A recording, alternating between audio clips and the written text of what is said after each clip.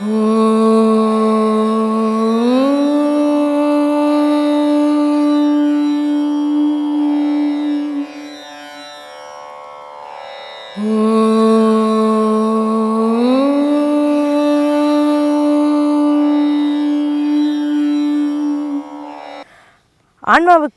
பரமாத்மா ஜீவாத்மாவுடன் தொடர்புண்டா? உண்டு. ஏன்னா பரமாத்மாவுக்கும் ஆத்மாவுக்கும் தொடர்பு இருக்கிறதால தான் நமக்கு இயக்கமே நடக்குது. அந்த தொடர்பு அறந்து போச்சுன்னா தான் நம்ம பிணமாக மாறி போகிறோம். அதனுடைய இயக்கம் இல்லைன்னா இங்கே ஒரு செயலுமே இருக்காது. அப்போ பரமாத்மாவுக்கும் ஆத்மாவுக்கும் தொடர்பு இருக்குது. ஆத்மாவுக்கும் மனசுக்கும் தொடர்பு இருக்குது. மனசுக்கும் ஆத்மாவுக்கும் தொடர்பு இருக்கிறதால தான் உலக செயல்கள் மனம் செய்யுது, ஆத்மா செய்யலை. அதனால் மனத்துக்கும் ஆத்மாவுக்கும் உறவு உண்டு, ஆத்மாவுக்கும் பரமாத்மாவுக்கும் உறவு உண்டு. இந்த 3 உறவுகள் இருக்கிற வரைக்கும் தான் மனுஷன். இந்த மனம் போச்சுன்னு சொன்னால் அவனுக்கு பேரே மாறி போயிடும், பெணமணி ஆகிடும். அதனால் எல்லாத்துக்கும் ஒரு தொடர்பு உண்டு. இப்போ பிராண காற்று மூக்குக்கும் வயிற்றுக்கும் தான் ஓடினுக்குது. ஆனால் இது மூக்குக்கும் வயிற்றுக்குமா ஓடினுக்குது? 72,000 நாடி நரம்புலையும் ஓடினுக்குது. ஓடலைன்னா அங்கெல்லாம் ரத்தம் போகாது. அப்போது எல்லாத்துக்குமே தொடர்பு இருக்குது. ஆனால் அந்த தொடர்புகளை நம்ம அறியாமல் இருக்கிறோம். அறிகிறவன் தான் யோகி, ஞானி. அறியாதவன் அஞ்ஞானி. மாயை இவற்றை கொண்டு பெரும்பவைகள் மாவை பொருள்கள் இல்லாமல் பயனில்லாமல் இந்த மாய வாழ்க்கையை வாழத்தான் வேண்டுமா? மாயைன்றது எங்கே இருக்குது? வெளி உலகத்தில் மாயைன்றதே இல்லை. மாயைன்றது உன் மனசுக்குள்ளே தான் இருக்குது. அந்த மனசுக்குள்ளே இருக்கிற மாயையை வெளியே போட்டின்னா நீ தெளிவானவன் ஆகிடலாம், சுத்தமான வாழ்க்கை வாழலாம். ஆனால் மாயை இருக்குது நீ எப்போ பேசுகிறியோ உனக்குள்ளவே மாயை அடங்கி இருக்குது. அந்த மாயை நீக்கு அதுக்கு தான் சொன்னார், காசிக்கு போனாலும் அகப்பேய், கர்மம் தீராதே அகப்பேய்னா. நீ காசிக்கு போய் 100 வாட்டி முழுவினா கூட உன்னுடைய கர்மம் போவாதுடா. ஏன்னா மனசில் மாயைன்ற பிசாசை வச்சுக்கிறடான்னு.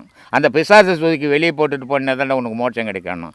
அப்போது மாயைன்றது வெளி உலகத்துலேயே இல்லை. வெளி உலகத்தில் இருந்தால் உனக்கு இருக்கிற மாயை இன்னொருத்தனுக்கு கோடீஸ்வரனுக்கு இருக்கும், உனக்கு இருக்கிற மாயை இன்னொருத்தனுக்கு இருக்கும். ஆனால் உனக்கு மட்டும் மாயை எப்படி வந்து உன் மனசுக்குள்ளவே இருக்குது, அது செயல் புரியுது.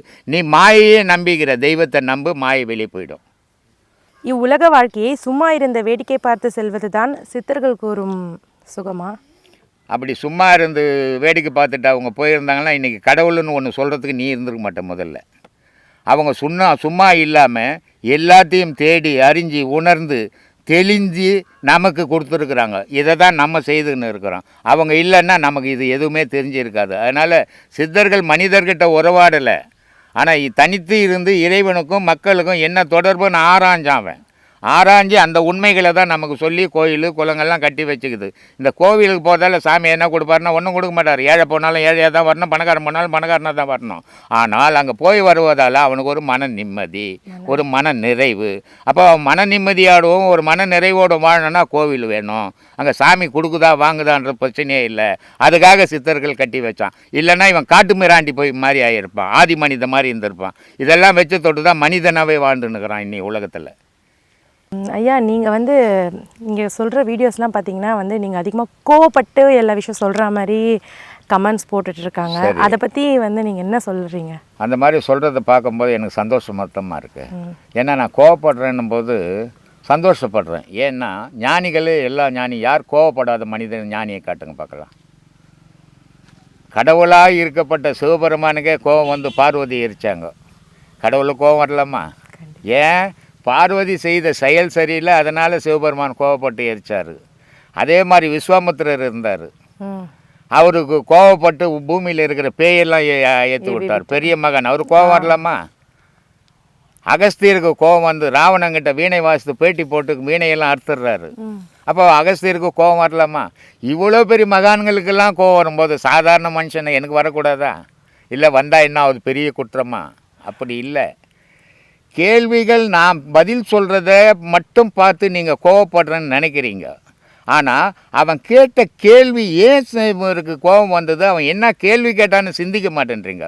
ஒரு பாகமே பார்த்துட்டு நீங்கள் ஆர்குமெண்ட் பண்ணுறீங்க, முடிவை சொல்கிறீங்களே தவிர அதுவே தவறான விஷயம். ஒரு இடத்துல கோவப்படுறேன். இப்போ முந்தா நாள் அந்த பேட்டி கொடுத்தாங்க, 3.5 மணி நேரம் பேட்டி கொடுத்து நான் எங்கேயுமே கோவப்படலை. காரணம் அவங்க கேட்ட கேள்விகள். இப்போ நீங்கள் கேள்வி கேட்டீங்க, நான் எங்கேயுமே கோவப்படலை. ஏன்னா நீங்கள் கேட்ட கேள்விகள். போன மாதம் ஒருத்தன் கிளாஸில் வந்து உட்காந்துக்கின்னு ஆன்மீகத்தை பற்றி பேசுகிற இடத்துல அக்ரிகல்ச்சரை பற்றி கேட்குறான். சாமி விவசாயம் எப்படி பண்ணணும், எவ்வளோ எது போடணும், எவ்வளோ நாற்று நடணும்ன்ட்டு. இது எங்கே வந்து கேட்கணும்? என்கிட்ட கேட்குற கேள்வியாது. அக்ரிகல்ச்சருக்கு போனால் அவன் சொல்லி கொடுப்பாரான், ஒரு புக்கை கையில் கொடுப்பாரான், படிச்சுட்டு நீ விவசாயம் பண்ணலாம். கடவுளை பற்றி பேசுகிற இடத்துல வந்து காதலை பற்றி பேசுகிறான். என் பொண்டாட்டி ஓடி போச்சு, நான் போய் இட்டுன்னு வரட்டான்னு. இது கோர்ட்டில் போய் கேட்க வேண்டியது என்கிட்ட. அப்போ நான் கோவப்படுவேனா படமாட்டேனா சொல்லுங்கள். ஏன்னா நான் பதில் சொல்கிறத மட்டும்தான் நீங்கள் கோவப்படுறேன்றீங்க. அவங்க கேள்வி என்ன கேட்டாங்கன்னு தெரியுது, கண்டிப்பாக கோவம் வரும், நீங்களே உணருவீங்க. அதனால் இது தெரியாமல் நீங்கள் கமெண்ட்ஸ் கொடுக்குறது ஒரு வருத்தப்பட வேண்டிய விஷயம் அல்ல. எதையுமே ஒரு விஷயத்தை முழுமையாக பார்த்து நீங்கள் கமெண்ட் கொடுங்க, தவறில்லை, உரிமை உண்டு உங்களுக்கு. ஆனால் ஒரு பாகத்தை பார்த்துட்டு கமெண்ட் கொடுக்குறது நீங்கள் அறியாமையில் இருக்கிறீங்கன்னு தெரியுது. அதுவே தவறான இது. அதை கொஞ்சம் மாற்றிக்குங்க, திருத்திக்குங்க. இந்த மக்கள்கள் வந்து போடணும்னு போடுறாங்களா இல்லை அவங்களுக்கு பொழுது போகணும். சில பேருக்கு எதையாவது ஒன்று போடணும். அதில் என்ன இருக்குது, ஒரு சாப்பாடு செய்து நீங்கள் போட்டுட்டீங்க, சாப்பாடு நல்லா வெந்துருக்குது, குழம்பு வச்சுட்டிங்க, குழம்பும் நல்லா இருக்குது, ஆனால் அதில் இருக்கிற காய் நல்லா இல்லையா, அப்போ சாப்பாடே கண்டன்ற மாதிரி இவங்களுடைய ஆர்குமெண்ட்லாம். அதனால் எதையாவது ஒன்று சொல்லணும், குற்றங்கள் சொல்லணும். அதுக்காக தெரியுற ஒரு குரூப் இருக்குது. சிலது நல்லதை எடுத்துக்கலாம், தீமையை தூக்கி போட்டுடலான்ற குரூப்பும் இருக்குது. நல்லதை எடுத்துக்கிறவங்களுக்கு பயன் தரட்டும், தீமையை தேடுறவங்களுக்கு பயனே தராது, அவங்களே அவங்களுக்கு எடுத்துப்பாங்க. ஏன்னா குறை சொல்லியே எதை பழகிறோமோ அதுவே நம்ம வாழ்க்கையை மாறி போயிடும். கண்டிப்பாக. அதனால் அடுத்தவங்களை குறை சொல்கிறத முட்டுட்டு நம்மளை நம்ம திருத்திக்க முயற்சி பண்ணிங்கன்னா அது உங்களுக்கு நன்மையை தரும். பிறரை குறை சொல்கிறதால அதனால் உங்களுக்கு ஒரு நன்மையும் இல்லை, தீமை தான் வரும். பட்டை அடித்து ஊரை ஏமாத்துறாங்கன்னு சில பேர் சொல்கிறாங்க. சரி, ஆனால் திருநீரோட மகிமை என்ன? அவங்க பட்டை அடித்து ஊரை ஏமாத்துறவனை மட்டும்தான் பார்த்தவங்களா இருப்பாங்க. அவங்க ஏமாத்தாதவனை பார்த்துருக்க மாட்டாங்க. அதனால் ஏமாத்துறவனை மட்டும் பார்த்ததால பட்டை அடித்து ஊரை ஏமாத்துறேன். பட்டை அடித்தவெல்லாம் ஊரை ஏமாத்துறவன் இல்லை, பட்டை அடிக்காதவெல்லாம் யோகினும் இல்லை. பட்டை அடிச்சுட்டு தான் ஊரை ஏமாத்துறவனுக்கு போய் பட்டை என்னாகுது, கொட்டை என்னாகுது. கண்டிப்பாக. பட்டை அடிக்காத எத்தனை பேர் ஊரை ஏமாற்றின்னுக்கிறான். அதனால் பட்டை போடாதவெல்லாம் நல்லவன், பட்டை போட்டவெல்லாம் கெட்டவன்லாம் கிடையாது. இந்த பட்டை போடுறதுக்கு காரணம் ஏமாத்துறவனுங்கிறான், ஏமாத்தாத சத்தியத்துக்கு வாழறவனும் இருக்கிறான். இந்த பட்டையினுடைய காரணம் என்னன்னா முப்பொருள் உள்ள உலாவது. அந்த முப்பொருளை பதின்னு பேர் இந்த இடத்துக்கு. இந்த பதியை நீ ஒவ்வொரு நாளும் உணரணுன்றதுக்காக தான் பெண்களுக்கு பொட்டு வைக்கணும் அங்கே. ஏன்னா அவனுடைய உணர்வை அங்கே உண்டாக்கிக்கணும். நம்ம தொட்டால் தான் ஒரு உணர்வு வரும். அந்த தொடர்றதுக்காக தான் அந்த பொட்டு வைக்கிறது, அதை தொடர்றதுக்காக தான் அந்த விபூதி பூசுறது, அதை தொடர்றதுக்காக தான் திருஷ்ணம் விடுறது. இது எல்லாம் இறைவனுக்காகவும் தனக்குள்ளே இருக்கிற இந்த முப்பொருளை உணர்றதுக்காகவும் 3 நாமம், ஒரு 2 இடைகளை போடுவான், 2 நடுவில் ஒரு செம்பன் போடுவான். அப்போது இடைகளைன்னா சூரிய சந்திரன் பேர், நடுவில் சிகப்பு போடுறது அக்னிகலைன்னு பேர். அதே மாதிரி 3 வெள்ளை இப்படி போட்டு முப்பொருள் இருக்குதுன்னு அர்த்தம். நடுவில் அக்னிகலை ஓடுதுன்றதுக்கு பட்டை போட்டு குங்குமம் வைப்பான். கணவன் மனைவியோடு வாழறவன் குங்குமம் வைப்பான், மனைவி கிட்ட தொடர்பு இல்லாதவன் வெறும் பட்டை மட்டும் போடுவான். ஏன்னா பெண்ணுன்றவ சிகப்பு, ஆணுன்றவன் வெள்ளை, ஆணுன்ற விந்து வெள்ளை, பெண்ணுன்ற சுரோனிதம் சிகப்பு. அதனால் அந்த பெண்ணினுடைய பொட்டியும் வச்சு அதையும் வச்சு அவனுக்குள்ளே இருக்கிற உணர்வு அந்த பதியை தூண்டி விடுறதுக்கு பட்டை போடுறானே தவிர ஊரை ஏமாற்றி அவனுக்கு என்ன வரப்போகுது? இது இந்த ஏமாத்துறவன் சொல்கிற விஷயம். இது இவன் ஊரை ஏமாற்றிக்கின்னு பட்டை போடுறவனை ஏமாத்துறான்னு சொல்லிக்கின்னு தெரியுற பல பேர் இருக்கிறான். அது மாதிரி ஆளுங்க சொல்லுவாங்க. அருமையான பதில். உங்களின் புனித நோக்கத்தை புரிந்து கொள்ளாமல் பேசுபவர்களுக்கு தாங்களின் பதில் என்ன? கௌதம புத்தர் பெரிய மகான். அவர் ஒரு நாள் ஒரு இடத்துலேருந்து இன்னொரு இடத்துக்கு பயணம் பண்ணுறாரு. கௌதம புத்தர் பயணம் பண்ணுறாருன்னு தெரிஞ்ச உடனே அந்த இடைவழியில் இருந்த ஒரு ஊர் ஜனம், ஒரு கூட்டம் வந்து அவரை வழிமடக்குது. வழிமடக்கி கண்டபடி அவன் வாய்க்கு வந்ததெல்லாம் பேசுகிறான். பேசும்போது கௌதம் புத்தர் அசையாமல் நிற்கிறார். அவன் வாய் நோக பேசி எல்லாரும் பேச்சு அடங்கி போச்சு. அப்போ கேட்குறாரு, ஐயா நான் போட்டா அப்படின்றார், போடா அப்படின்றாங்க. அப்புறம் அவர் போயிடுறாரு. போயிட்டு ஒரு 2 வாரம் பொறுத்து திருப்பி அந்த வழியாக பழைய இடத்துக்கு போகிறதுக்கு வர்றாரு. யாரெல்லாம் திட்டினானோ அவெல்லாம் நின்றுக்குன்னு காலில் விழுறான். ஐயா உங்களுடைய மகிமை தெரியாத பேசிட்டோம், உங்களுடைய மரியாதை தெரியாத பேசிட்டோம், உங்களுடைய தெய்வீகம் தெரியாத பேசிட்டோம், எங்களெல்லாம் மன்னிச்சிடுங்க, இந்த பழம் பூவெல்லாம் உங்களுக்காக வாங்கிட்டு வந்துக்கிறோம் அப்படின்னு எல்லா மக்களும் சொல்கிறாங்க. அப்போ அவர் சொல்கிறார் கௌதம் புத்தர், நான் போன முறை போகும்போது நீங்கள் திட்டினீங்க, போன முறை போகும்போது என்னை அடிக்க வந்தீங்க, எதையுமே நான் எடுக்கலை. எதெல்லாம் நீங்கள் பேசுனீங்களோ எதெல்லாம் நீங்கள் செய்யலாம் அது உங்களுக்கே சொந்தமே தவிர எனக்கு சொந்தம் இல்லை. இன்றைக்கி கொண்டு வந்துக்கிற பொருளும் உங்களுக்கே சொந்தமே தவிர நான் தொட போகிறதும் இல்லை. அதனால் உலகம் எதை பேசினாலும் நான் எடுக்க மாட்டேன் அப்படின்னு சொல்லிட்டாரு. அந்த மாதிரி இந்த கமெண்ட் கொடுக்குறவங்கள பற்றிலாம் நான் எடுக்கிறதே இல்லை. அதை ஒரு பெருசாகவே அவங்கள நினைக்கிறதே இல்லை. ஏன்னா அவங்களுக்குலாம் ஒரு வேலை இல்லாமல் எதையாவது ஒன்று போட்டுக்கினே இருக்கணும். அவ்வளோ பெரிய கௌதம் புத்தரையே இவ்வளோ குறை சொல்லும்போது என்ன சொல்ல மாட்டாங்களா? இது சந்தோஷமாக ஏற்றுக்க வேண்டிய விஷயமாகுது. பரவாயில்ல கொஞ்சமாக சொல்கிறாங்கன்ட்டு. மரத்தை வச்சவனுக்கு தண்ணி ஊற்ற தெரியாதா? எல்லாருக்கும் படியில் இருக்கிற பெருமாள் இருக்கும்போது யோக பயிற்சி எதுக்கு? படியாக இருக்கிற பெருமாள் எங்கே இருக்கிறாரு? வெளியே இருக்கிறாரா உள்ள இருக்கிறாரா? அதெல்லாம் தெரிஞ்சுக்கணும். ஏதோ ஒரு கேள்வி கேட்குறோம். மரம் வச்சவன் தண்ணி ஊற்றாத வச்சு பாரு. நீ ஒரு மாமரம் வை, தண்ணி ஊற்றாத என்ன ஆகுதுன்னு பாரு, தானாகவே வளர்ந்துருமான்னு பாரு. நீ தானே வச்ச, வளர்ந்துடுமா பாரு. அது மாதிரி மனுஷனை படைத்தவனுக்கு படைப்பாடியும் உள்ளவே இருக்கிறான். அவன் உள்ளவே இருக்கணும்னா இந்த உடல் நல்லா இருக்கணும். உடல் நல்லா இருக்கணும்னா ஆகாரம் வேணும். ஆகாரம் நல்லா ஜீரணமாகணும்னா யோகம் வேணும். யோகம் இருந்தால் தான் உள்ளே யார் இருக்கிறதுன்னு உன்னால் கண்டுபிடிக்க முடியும். இல்லைன்னா நீ ஆகாரத்தை கொடுத்து பண்ணி மாதிரி பரண்டுக்கு தான் இருக்கணும். சும்மா கிடந்த சங்க ஊதி கெடுத்த மாதிரி குடும்ப குட்டின்னு வாழ்கிறவங்களை பிரித்து தேவையில்லாமல் சாமியாராக மாற்றுறது தான் ஆன்மீகமா? ஆன்மீகமே கிடையாது. அது குடும்பத்தை காப்பாற்ற பயந்துக்கணும் ஓடி போகிறவன்னு அர்த்தம். அதுக்கு பேர் ஆன்மீகம் இல்லை. குழந்தை குட்டியை கட்டிக்கிறதுக்கு முன்னாடி தெய்வம் வேணும்னு நினச்சிருக்கணும். தெய்வம் வேணும்னு நினச்சிருக்கணும். கல்யாணம் எதுக்கு? சரி கல்யாணம் பண்ணிக்கணும், தெய்வத்தோடு சேர்ந்துக்குன்னு குழந்தைங்களுக்காரன். ஏன்னா உன்னுடைய மனைவி உடல்லையும் தெய்வம் இருக்குது, உன்னுடைய பிள்ளைங்க உடல்லையும் தெய்வம் இருக்குது. அதுங்களை வழிபடும் போதே நீ தெய்வ வழிபாடு பண்ண மாதிரி ஆகிடும். அதனால் அதை விட்டுட்டு ஓடி போகிறவன் அவன் நல்ல சம்சாரியே கிடையாது. இத்தனை மதங்கள் கடவுள் செய்ய முடியாத போது மாய உலக வாழ்க்கையில் வாழறவங்க கிட்ட நீங்கள் மட்டும் என்ன மாற்றத்தை கொண்டு வர முடியும்? ஒன்றும் கண்ணமே முடியாது. சொல்ல வேண்டியது தான் மனுஷன். உங்களுடைய தாய் தப்பன் நீங்கள் பிறக்கிறதுக்கு முன்னாடி உங்களுக்கு ஒரு தாய் தப்பு இருப்பார். அந்த தாய் தப்பு நீங்கள் பிறந்த பிறகு உங்களுக்கு 1000 அறிவுரை சொல்லியிருப்பார். எந்த அறிவுரையும் நீங்கள் கேட்டிருக்க மாட்டீங்க. எந்த அறிவுரையும் கேட்கும்போது நான் கேட்காத போது நான் சொல்கிற மட்டும்தான் கேட்க போகிறீங்க. ஆனால் யாரோ ஒருத்தன் கேட்பான், அவனுக்காக நான் சொல்லிங்கிறேன், உனக்காக சொல்லலை. அதை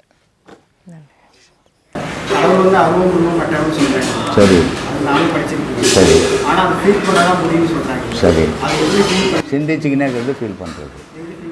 ஒரு பொண்ணை லவ் பண்ணேன்னு வச்சுக்கோ, அவள் செத்து போயிட்டான், நான் என்ன பண்ணுவேன்? மறந்துடுவியா? அப்போ என்ன பண்ணுவேன்?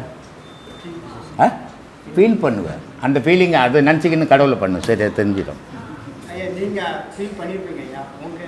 என்ன நான் தான் இருந்தான்னு சொன்னேன். நான் கூட ஒரு பொண்ணு செத்து போனால் எப்படி ஃபீல் பண்ணோம் அந்த மாதிரி கடவுளை பற்றி ஃபீல் பண்ணேன். நீ கூட அது மாதிரி பண்ணால் உனக்கும் விடை கிடைக்கும். ஏமா கடவுள் எல்லா ஃபீலிங்கும் ஒன்று தான். ஃபீலிங்கிறது ஒன்று தான். பொருள் தான் வேறு வேறு, கடவுள் வேறு, பொண்ணு வேறு. ஆனால் ஃபீலிங் ஒன்று தான். உனக்கு ஃபீலிங்னா ஒன்று தான். அது வேறு வேறு ஃபீலிங் இல்லை. நல்ல ஃபீலிங்கு, கெட்ட ஃபீலிங்கு, இந்த ஃபீலிங்கு, அந்த ஃபீலிங்கெல்லாம் ஒன்றும் கிடையாது. ஃபீலிங்னா நினைவு. அந்த நினைவை ஒன்றையே பற்றி ஆராய்றது தான் ஃபீலிங்கு. அது கடவுளை பற்றி ஆராய் தெரிஞ்சு போகுது. தெரியும், உனக்கே தெரியும். நீ ஆராயணும், யாருக்கிட்டும் கேட்கக்கூடாது. கேட்டீங்கன்னா அதுக்கு விடையே கிடைக்காது. நீயே யோசித்துக்கினே இருந்தீங்கன்னா உனக்கே ஒரு நாள் விடை கிடைக்கும். ஒரு 50 வருஷம் என் கதையை விட்டு உன் கதையை பாரு. என் கதையை விட்டுட்டுப்பா. நான் இப்போ நீ என்ன வேலை செய்கிற? ஏமா சித்தா டாக்டரு. எவ்வளோ சம்பாரிச்சுக்குது இது வரைக்கும்? எவ்வளோ வச்சுக்குதா? சொந்த வீடுக்குதா? வீடு கட்டி விட்டுக்கிறியா? கல்யாணம் ஆயிடுச்சா? பசங்க இல்லையா? எவ்வளோ பணம் சேர்த்து வச்சுக்கிற? வீடெல்லாம் வச்சுக்கிற, பணம் இல்லைன்ற. எனக்கு இருக்க வீடு கூட கிடையாது. அதனால தான் நான் இங்கே உட்காந்துக்கிறேன், நீ அங்கே உட்காந்துக்கிறேன். துட்டு வச்சுக்கிறதால தான். அதனால் நான் 60,000 70,000 ரூபாய் சம்பளம் வாங்கினேன். எல்லாத்தையும் தர்மம் இல்லை என்ன எல்லாருக்கும் போட்டு சாப்பாடு போட்டு காலி பண்ணிட்டு இன்றைக்கி அனாதையாக உட்காந்துக்கிறேன். உன்னால் பண்ண முடியுமா? சொல்லு. அதனால் மனத்தை முதல்ல பக்குவப்படுத்து. ஏமா தர்மம் பண்ணி பாரு. பண்ண முடியுமா? முடிவை முதல்ல சொல்லிடக்கூடாது. எக்ஸாம் போனீங்கன்னா கொஸ்டின் பேப்பரை கொடுத்து எழுதின பிறகு தான் முடிவு தெரியும். அது மாதிரி எழுது, அப்புறம் தெரிஞ்சுப்பேன். முதல்ல படி. சாமி ஒருத்தர் இறக்கும்போது அந்த முப்பொருள்னு எல்லாம் ஒன்றா போகுது அப்படின்னு சொல்றீங்களா? அது எப்படி சாமி? அது போனது திரும்பி அதை எப்படி பிறப்படுத்தும் போதும் திரும்பி எல்லாம் அதே மாதிரி எது எது போச்சோ அதெல்லாம் சேர்ந்து ஒன்றா சேர்ந்து உள்ள வரும் அப்படின்னு. இந்த சில விஷயங்கள்லாம் சொல்லக்கூடாது, ஆனால் சொல்ல வேண்டிய சூழ்நிலைக்கு எடுத்துன்னு வந்துடுறீங்க. இந்த பிண்டமாக அந்த தொப்புல கட் பண்ண உடனே அசைவற்ற குழந்தை இருந்தது, அந்த நேரம் முப்பொருளும் உள்ள பூந்துது. அது வரைக்கும் அந்த குழந்தைகிட்ட பூமியும் இருந்தது, ஆகாயமும் இருந்தது. ஆனால் நீர், நெருப்பு, காற்று இந்த 3 பொருள் மட்டும் அதுக்கிட்ட இல்லாமல் இருந்தது. அப்போ இந்த 2 பொருள் இருந்து 3 பொருள் இல்லாமல் இருந்ததால் அந்த பொருள் அசையாமல் இருந்தது. இந்த 3 பொருளும் வந்து உள்ளே பூந்த உடனே ஒன்று அது மலம் போயிடும், இல்லை ஒன்றுக்கு போயிடும்.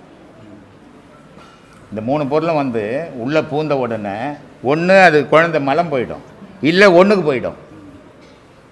அப்போ தெரிஞ்சுக்கலாம் அந்த 3 பொருள் வந்து சேர்ந்து போச்சுங்கன்னு. சேர்ந்த உடனே ஏக்கத்துக்கு வந்துடுச்சு. அப்போது இந்த 2 பொருள் அசையா பொருள் முதல்ல இருந்தது, அப்புறமா 3 பொருள் உள்ளே வந்து பூந்தது. பூந்த உடனே ஏக்க ஆரம்பிச்சது. ஏக்கத்துலேயே எது ஏக்குது எது ஏங்குது அப்படின்னு பார்க்கணும். காற்றுன்ற பொருள் தான் எல்லாத்தையும் ஏற்கிறது. இந்த பூமியை சுத்த வைக்கிறது கூட காற்றும் காந்தம் தான். அப்போ அந்த காற்று தான் நமக்கு உடல் முழுக்க. இப்போது ரத்தம் இருக்குது உடம்புல, ரத்தம் சாப்பிட்றோம், மலமாயிடுச்சு, கழிப்பு பொருளை தள்ளிடுது, கொழுப்பாக்குது, ரத்தமாக்குது. இப்படி எல்லா பொருளையும் ஆக்கினாலும் அது ஒரு பானையில் நிற்கிது. இந்த நிற்கிற பானையில் நிற்கிற பொருள் உடம்புக்கெல்லாம் ரத்தம் ஓணும் ஃபுல்லாக. எப்படி போகும்? இது என்ன போட்டால் போகும்? காற்று சேர்ந்தால் தான். இப்போ காற்று சேர்ந்து தள்ளும் போது என்ன ஆகுது? இப்போ நம்ம கை இருக்குது ரெண்டும், அணைச்சோம்னா சூடு இல்லை, தேய்ச்சோம்னா சூடு உருவாகுது. அப்போது இந்த 32,000 நாடி நரம்பில் இந்த காற்று போகும்போது, ரத்தத்தை தள்ளும் போது கூடவே சூடு எரிக்கின்னு போகுது. சூடு எரிக்கின்னு போகிறதெல்லாம் உணர்வுகள் உங்களுக்கு இருக்குது. அப்போ இந்த முப்பொருளையும் இயக்கிறது காற்று. இப்போ ஒரு நெருப்பு இங்கே இருக்குது, இது இங்கேயே எரிஞ்சும் கிடக்கும். ஒரு தண்ணி அங்கே இருக்குது, அது அங்கேயே கிடக்கும். காற்று வந்ததுன்னா இத்தனை பக்கத்து வீட்டில் கொட்டிட்டு போயிடும், அதை தள்ளி போய் ஒரு இடத்துல இருப்பான். அப்போது பொருள்கள் 2 இருந்தாலும் இந்த 2 பொருளையும் இயக்கிறது காற்று. அப்போ இந்த முப்பொருளாக உள்ளே போனாலும் 2 பொருளும், ஒரு பொருள் தலையில் இருக்குது, ஒரு பொருள் இடுப்பில் இருக்குது, இது 2யும் இயக்கிறது காற்று.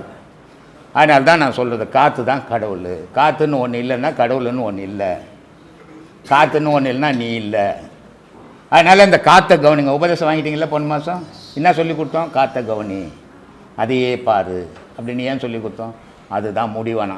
அதை வச்சு அந்த காற்று அம்மா வயிற்றில் இல்லைன்னா செத்த குழந்தை வெளியே வராது. அப்போது அந்த காற்றுன்ற உயிர் இருந்ததால் தான் அது ஒச்சைக்குன்னு வெளியே வந்தது. அப்போ அந்த காற்றை தாய் வயிற்றிலிருந்து வந்த காற்றை கட் பண்ணி ஆகிப்போச்சு. இப்போ சுய காற்று வந்துடுச்சு. இந்த காற்று இருக்கிற வரைக்கும் தான் நீ நடக்க போகிற, ஓட போகிற, எல்லாம் பண்ண போகிற. இந்த காற்று வெளியே போனால் நீ ஊந்துட போகிற. அப்போது காற்று தான் கடவுள், காற்று தான் இயக்குது. அந்த காற்றையே பாரு. கடவுள் உருவங்கள் பக்தியில் வச்சுக்கணும், 1000 வச்சுக்கிட்டோம். மனுஷனுக்குள்ளே இருக்கிற காற்று தான் கடவுள். அந்த காற்றுன்றது வெளியே போச்சுன்னா கடவுள்னு ஒன்று கிடையாது. அதனால தான் காற்றை கவனிங்க. அந்த காற்றால் தான் வந்தீங்க, அந்த காற்றை பிடிச்சிங்கன்னா கடவுள்கிட்ட அடையுங்க. அப்போ அந்த காற்றுக்கு வழி தேடி தெரிஞ்சுங்க, அந்த காற்று வழியே ஏணி மாதிரி ஏறி போயிடுங்க அப்படின்னு உபதேசமே, முதல் உபதேசமே அப்படி கொடுக்குறோம். ஆனால் நான் வந்து குழந்தைகளுக்கு ரொம்ப மோசமான குழந்தை சாமி, எனக்கு சரியாக புரியவும் மாட்டேங்குது. எப்படி கேட்டிங்கன்னா, இப்போ ஆரஞ்சு பழத்தை பார்த்தா நீங்கள் முதல்ல சொல்லி கொடுத்தா தான் ஆரஞ்சு பழம் தெரிஞ்சுக்கிறேன், பிச்சு வாயில் கொடுத்தாலும் சாப்பிடுவேன். அந்த மாதிரி சூழ்நிலை அது சில பேர் சொல்லுவாங்க. அது ஒன்றும் தவறுன்னு சொல்ல முடியாது. ஒரு சிலர் சொன்ன உடனே புரிஞ்சுப்பாங்க, ஒரு சிலருக்கு எவ்வளோ சொன்னாலும் புரியாது, ஒரு சிலருக்கு 2 முறை சொன்னால் புரிஞ்சுப்பாங்க. இது இயற்கை. இது மனுஷன்ல ஒரே மாதிரி மனுஷன் இல்லையா, ஒரே மாதிரி தாய் தப்பனுக்கு. ஒரு தாய் தப்பனுக்கு பிறகு இல்லையா, பல தாய் தப்பனுக்கு பிறந்தோம். பல தாய் தப்பனுடைய எண்ணத்துக்கு ஏற்ற மாதிரி, பல இடத்துக்கு எண்ணத்துக்கு ஏற்ற மாதிரிலாம் நம்ம வாழ்வோம். இப்போ பூமி ஒரே பூமி தானே, பூமி ஒன்று தானே சாமி.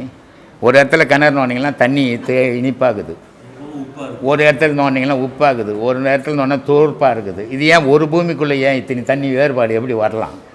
இதை யார்கிட்ட நம்ம கேட்கலாம்? யார்கிட்ட கேட்டால் விடை கிடைக்கும்? அதே மாதிரி மனுஷனுடைய பிறப்பும் தாய் தப்பனுடைய பூமி எப்படி இருந்ததோ அதுக்கேற்ற மாதிரி தான் குணங்களும் செயல்களும்.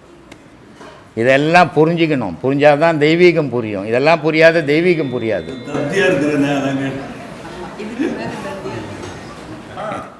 ஆடை இல்லாமல் ஒரு பெண்ணு ரோட்டில் போனால் எப்படி இருக்கும்? எப்படி இருக்கும்? யாராவது ஊற்று பார்ப்பானா? பார்ப்பானா? கல்லெடுத்து அடி கூட வேணாம், பார்க்கவாது பார்ப்பீங்களா? பார்க்க முடியாது, பார்க்க மனம் இடம் கொடுக்காது.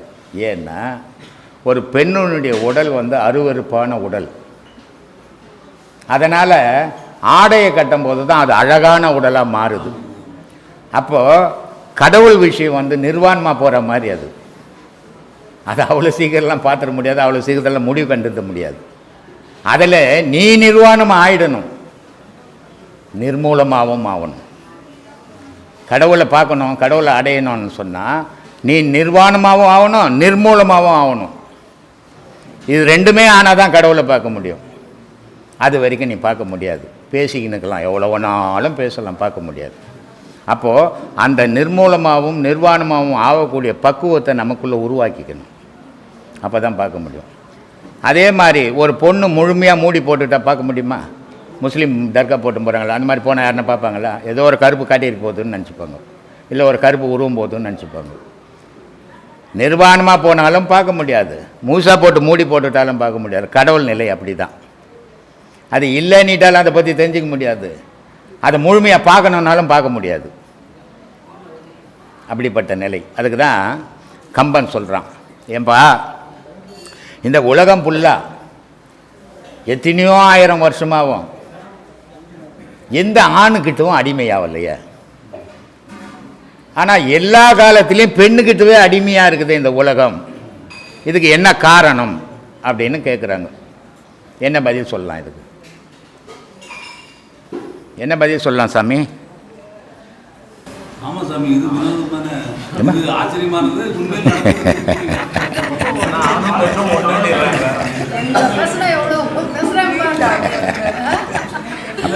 அப்புறமா அவங்கள பற்றி பேசுகிறேன்.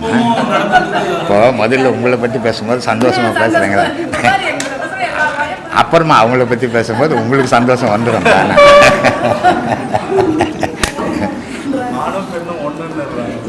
அது எப்படிப்பா எவனோ முண்டம் சொல்லிட்டு புட்டாத்தல்ல, நானும் பெண்ணு ஒன்று, நீ ஒரு கெட்டப்படுத்திக்கணும், மேலே ஏதாவது கெட்டப்படுத்திக்கணும், ஒரு பொம்பளை யார் சொல்ல. இதெல்லாம் சொல்கிறதுக்கு நல்லா இருக்கும்பா, செயலுக்கு ஒத்து வராது. ஆணுனுடைய உடல் அமைப்பு வேறு, பெண்ணுனுடைய உடல் அமைப்பு வேறு. இப்போ நீ சாதாரணமாக நின்றுக்கு நின்றீங்கன்னா உன் பட்டாக்ஸ் எவ்வளோக்குதோ அவ்வளோ தான் உட்காந்தினாலும் இருக்கும், தெரியுமா? பெண்ணு நிற்கும்போது ஒல்லியாக இருக்கும், உட்காரும்போது பார்த்தா பெருசாக இருக்கும். இதுக்கு என்ன காரணம்? என்னப்பா காரணம்? சித்த வைத்தியரா ஏமா என்ன இதுக்கு அப்படி இருக்குது? ஒரே மாதிரி ஆணும் பெண்ணும் ஒன்று தானே, ஒரே மாதிரி தானே இருக்கணும். ஏன் இருக்குது? எல்லாம் மண் அம்மா இவங்கெல்லாம் செய்துக்கினாங்களா? சொல்ல தெரியல, பாவம் இருக்குது, ஓஞ்சி போட்டோம். இது எதுக்குன்னா அந்த கர்ப்பம் தரிக்கும் போது அந்த வளர்ச்சியை தாங்கக்கூடிய செதை வேணும் அவங்களுக்கு. ஆணு கர்ப்பம் தரிக்க போகிறதே கிடையாது எந்த காலத்துலையும். அதனால் அது ஒரே மாதிரி கெட்டி பொருள். அவங்களுக்கு தலைன்னு இருந்தால் தான் அந்த கர்ப்பம் தரிக்கும் போது அது வளரும். அதுக்காக அவங்களுக்கு உடல் அமைப்பு அப்படி அமைச்சிருக்கிறான் இறைவனே. இதெல்லாம் நம்ம புரியாத நான் பெரிய மேதங்கன்ட்டு வந்துடக்கூடாது. எதுக்காக? அப்போது அவங்களுடைய உடல் அமைப்புக்கு ஏற்ற மாதிரி வேலைகள் செய்வாங்க அவங்க. ஆனால் ஆண் செய்கிற வேலையெல்லாம் அவங்க செய்யணும் முடியும் அப்படின்னா அது முடியாது. ஒரு கால வாயில் தான் சொல்லலாம், நிஜத்தில் முடியாது. சில வேலைகள் அவங்க செய்யலாம், சில வேலைகளை நீங்கள் செய்யலாம். ஆணும் பெண்ணும் சேர்ந்து செய்தால் தான் உலகம். ஆண் மட்டும் செய்தாலும் உலகம் இல்லை. நான் போன கிளாஸில் கூட சொன்னேன், 10 பேர் ஒரு ரூம் எடுத்துக்கணும் குடும்பம் பண்ணிங்கன்னா அது குடும்பம்னு சொல்ல மாட்டாங்க, பேச்சுலர் வாழ்க்கைன்னு தான் சொல்லுவாங்க. ஒரு பொண்ணை எடுத்துன்னு போய் வச்சுன்னு குடும்பம் பண்ணிங்கன்னா அது குடும்பம்னு சொல்லுவாங்க அப்படின்னு. அது மாதிரி ஆணும் பெண்ணும் சேர்ந்தது தான் உலகம். இரவும் பகலும் இல்லைன்னா உலகம் இல்லை. இன்ப துன்பம் இல்லைன்னா உலகம் இல்லை. ஆணு பெண் இல்லைன்னா உலகம் இல்லை. இதெல்லாம் வந்து ஒன்னொன்னே ஆராய்ஞ்சு நம்ம தெரிஞ்சுக்கினா தான் நம்ம முழுமை பெறுவோம். சாமி, ஒரு கேள்வி, ஞானம் நம்மளால் அடைக்க முடியுமா? ஏன்னா ஞானம் ஒரு எல்லையில்லா பொருள். நம்மளால் போய் ரீச் பண்ண முடியுமா, அடைய முடியுமா? ஞானம் யாருக்காக சாமி? ஞானம் வந்து நமக்காக தான். நமக்காக தானே. அப்போ நம்மளால் அடைய முடியும். புரியுதா? கவலைன்றதே இருக்கக்கூடாது. நாளைக்கோட நான் சாவுறேன், அதை பற்றி எனக்கு கவலையே கிடையாது. இன்னை பொழுது தான் எனக்கு உத்தரவாதம் இருக்குது. இன்றைக்கி நான் பாடம் பண்ணுவேன், அதில் நீ என்ன கொடுக்குறதே கொடு. நாளைக்கே நீ கொண்டு போனேன் பரவாயில்ல, நான் பார்த்துக்கிறேன். இந்த பிரிவுனா இன்னொரு பிரிவு கூட வரேன், அந்த துணிவோட பாடம் பண்ணால் இந்த பிறவிலே சாத்தியம். கவலையே வேணும். சரி, இன்னொரு கேள்வி சாமி. கோயிலெலாம் வந்து நிறைய செலவு பண்ணி கட்டுறாங்க, லட்சக்கணக்கான கோடிக்கணக்கில் செலவு. ஆனால் கருவறையை மட்டும் கல்லில் எடுத்துமே வச்சுக்கிறாங்க. அது எதுக்காக சாமி? இல்லை தங்கத்தில் வைரத்தில் அதுமாரி வைக்கலாம். மேக்சிமம் நிறைய கோயிலில் வந்து கல்லில் தான் வச்சுக்கிறாங்க. ஆமாம், அதுக்கு என்ன அர்த்தம்? நீங்கள் சொன்ன மாதிரி வைரத்தில் வச்சு தான் என்ன இருக்கும்? இப்போ உண்டியல் தான் போகுது. அப்புறம் சாமியே போடுவார். இப்போ திட்டுறான் சாமி, ஏன் உன் கடவுளுக்கு உண்டியலை கூட காப்பாற்ற முடியலையா? அப்புறம் அவருக்கு எங்கே சத்தியதுன்னு பார்த்தீங்களா? இதெல்லாம் நடந்திருக்கும். ஏதோ ஒரு ஆனால் இப்போ இந்த மாதிரி கேள்விகள் வரும். இது நியாயம், பார்த்தா நியாயமான கேள்வி தான். ஆனால் கொஞ்சம் கூட அறிவில்லாத கேள்வி. உனக்கும் எனக்கும் தான் அது கோயில், உனக்கும் எனக்கும் தான் அது சாமி. திருடனுக்கு சாமி இல்லை, சாமி நினச்சி தான் அவன் திருடிக்க மாட்டான். சரியா? அப்போ திருடிட்டான். சரி, அது போட்டோம். உள்ளே ஒருத்தர் உட்கார வேடிக்கை பார்க்கலாமா? ஊர் என்ன நினைக்கும், அவர் கௌரவம் என்ன ஆகுது?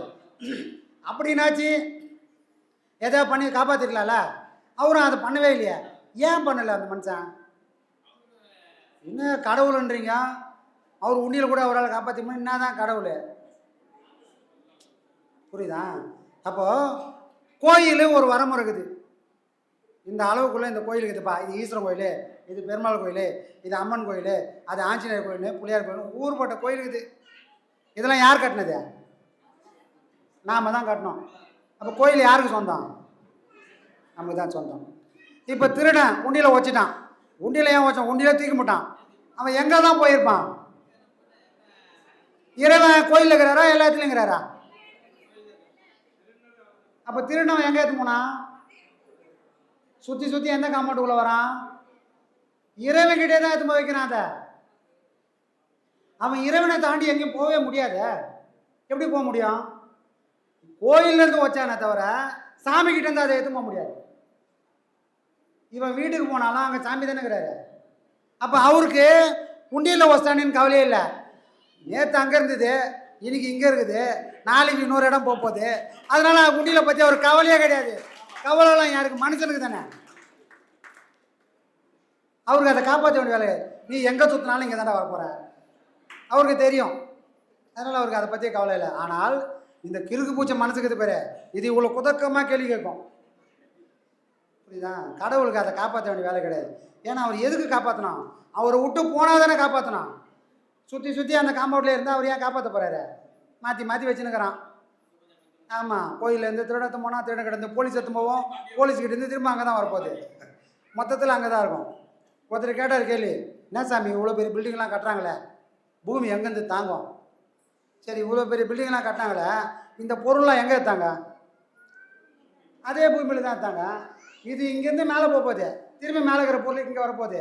அப்போ பூமிக்கு ஒன்றும் ஆக போகிறதே கிடையாது. அந்த மாதிரி உண்டியலில் உடச்சவன் தான் அவன் இடம் மாறுவனே தவிர சாமிக்கிட்ட தான் எல்லாமே இருக்குது. எதையுமே யாரும் வெளியே கொண்டு போகவே முடியாது. என்ன சாமி? அதுதான் இன்னொரு கேள்வி. ஆனால் முட்டாள்தனமாக இருக்கும். நாம் பிறந்துட்டோமா இல்லை பிறக்கலையா? இப்போ வாழ்கிறோம்ல, எனக்கு என்ன தோணுதுன்னா, நம்ம ஒன்றும் பூமியை சார்ந்து தான் இருக்கிறோம். பூமி கருவறையில் தான் கோயிலுக்கு போகிறோம், கருவறையில் தான் வணங்குறோம்.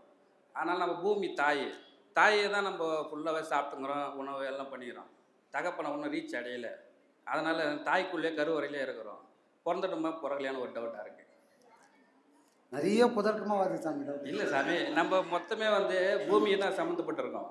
ஒன்றும் ஆகாயத்துக்கு போய் நம்ம அதில் பலன் அடைகிறோமா அடையலையான்னு தெரியல. பூமி தாய்க்குள்ளே தான் இருக்கிற மாரி இருக்குது. நம்ம பிறந்துட்டோமா பிறக்கலையான்னு தெரியல. இப்போ ஐயா மூச்சு பயிற்சி தராரு, ஏற்கனவே மூச்சு இருக்குது, எதுக்கு இன்னொரு வாட்டி தராரு? பிறந்ததுக்கு அப்புறம் இது யூஸ் பண்ணிக்கோ அப்படின்னு ஒரு டவுட் வருது. அதனால் இந்த மாதிரி டவுட்லாம் வேணாம் சாமி. பிறந்தது உண்மை, போகிறது உண்மை. பிறந்தது அம்மா வயிற்றில், போகிறது பூமி தாயோட வயிற்றில். அதுக்கு தான் பெரியவங்க சொல்லிட்டாங்க, எப்பா நான் பிறக்கக்கூடாது, பிறந்துட்டா உன்னை மறக்கக்கூடாது. அப்போ பிறந்துட்டோம், போகக்கூடாதுன்னு முடிவு இருந்தால் என்ன பண்ணோம்? யாரை நினச்சிக்கினே இருக்கணுமோ அவனையே நினச்சின்னு இருந்தால் திரும்பவும் நம்ம மண்ணுக்குள்ளே போக மாட்டோம், விண்ணுக்கு போயிடுவோம். மனசில் யாரை வச்சுன்னு இருக்கிறோட பொறுத்து நம்மளோட முடிவு அமையும். மனசு ஃபுல்லாக பாசமும் பற்றும் உலகமே இருந்தால் கண்டிப்பாக இந்த மண்ணுக்கு நாம் இரையாவோம். இது எல்லாத்தையும் தூக்கி போட்டுட்டேன், இறைவா உன்னை தான் வச்சுட்டேன், இது நீ வாழக்கூடிய இடம் அப்படின்னு உள்ளே அவனை உட்கார வச்சிட்டோம்னா இந்த மண் நம்மளை வெளியே தள்ளிடும். இதை அள்ளி அணைக்காது. சரிங்களா? அப்படி ஒரு நாள் வரும், அப்படி ஒரு பக்குவமாக வரும், விடாமுயற்சியோடு பண்ணாலும். புரியுதுங்களா? நன்றி ஐயா. ஆத்மா ஆத்மானம் சார்.